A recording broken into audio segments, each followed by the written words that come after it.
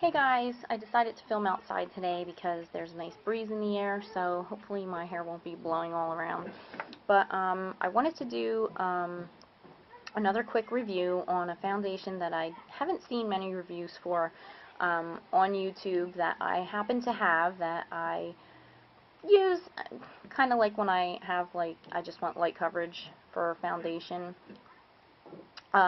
It's not a bad, I'm not saying anything bad about it, but I have found my, my Keeper foundation that I did a review and a tutorial on a couple days ago, which was the Revlon Color Stay. I like the liquid and the new Color Stay whipped cream foundation. Those are my two favorites, and that was because I was looking for a full coverage foundation, and those were the ones that I found that have worked the best for me.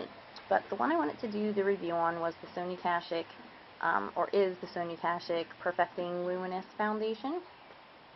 I picked this up at Target for $9.99, and I liked it because it said that it was luminous. I have very dry skin, so I like foundations that give a dewy, not shiny, but kind of like shimmery, more satiny finish.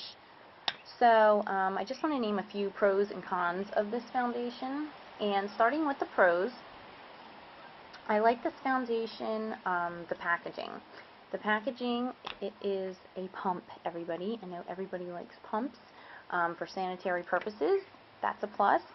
And plus the fact that you can control how much comes out. I occasionally pull this out when I just want light coverage and don't want to do the whole full coverage thing. So usually 1 to 2 pumps does the trick. So it blends really easily. It's more of a thinner consistency, I'd say, but it matches my skin really nice. It has yellowy undertones in it, which is a plus because I have olive tone skin and a yellowish tint, and a lot of foundations have those more pinky undertones to them, and I had trouble. That's why I went through so many, not only finding, a match for me, but full coverage. So yeah, it blends really nice. It feels nice on. It's not heavy. It's not cakey. It doesn't accentuate pores or anything like that.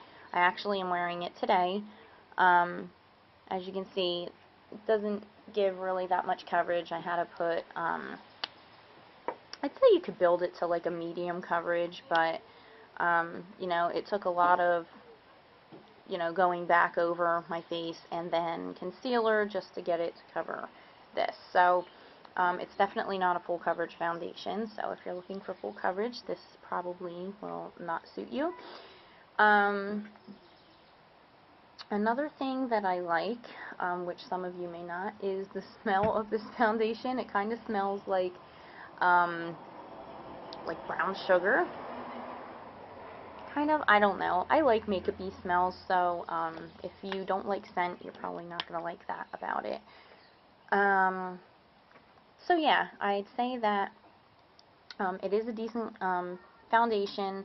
Now getting to the cons, the thing that I didn't like about this foundation is that for $10 you only get 0.6 fluid ounces, which most foundations are, I think, 1 fluid ounce at least, and yeah, for $10 I think you should get a lot more product than that. This isn't a tube, it's like a hard plastic thing, so that's another thing. It's not like you can really squeeze it out, but I can't complain about the packaging because, like I said, it has a pump. Another con was shades.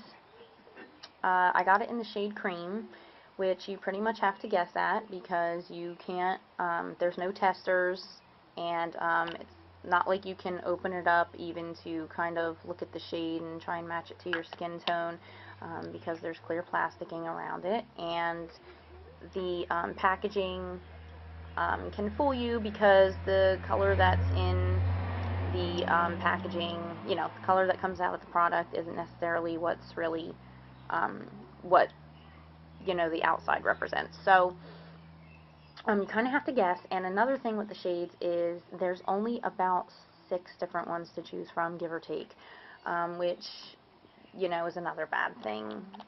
There should be more shades, I think, to choose from, and if you're anything darker than like a medium olive skin tone, you're probably not going to find a shade for you in this foundation, which is another stinky thing.